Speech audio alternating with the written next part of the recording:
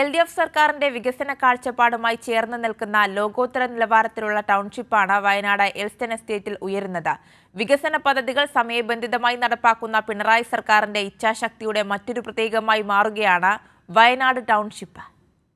നമ്മൾ ഉദ്ദേശിക്കുന്ന ഒരു പുനരധിവാസ രീതിയുണ്ടല്ലോ, അതുമായി ബന്ധപ്പെട്ട വിശദാംശങ്ങൾ കൊടുക്കണം.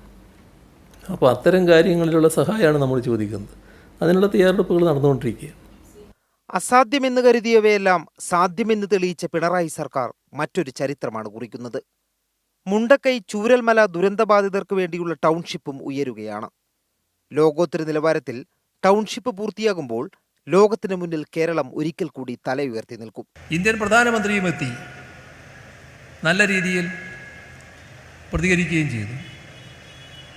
നമ്മൾ അദ്ദേഹത്തോട് ആ ഘട്ടത്തിൽ നേരിട്ടും പിന്നീടും അഭ്യർത്ഥിച്ചു. വലിയ ദുരന്തമാണ്, ഞങ്ങൾക്ക് പ്രത്യേക സഹായം വേണം, പ്രത്യേക പാക്കേജ് വേണം,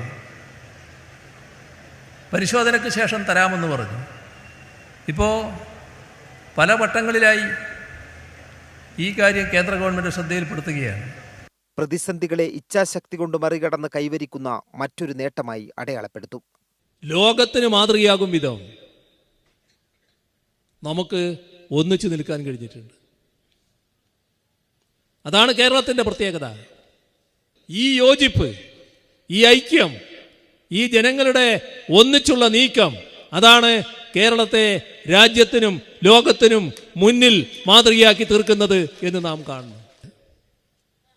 പുനരധിവാസം അതിൻ്റെ ശരിയായ അർത്ഥത്തിൽ എല്ലാ മികവോടും കൂടി നടക്കുക തന്നെ ചെയ്യും.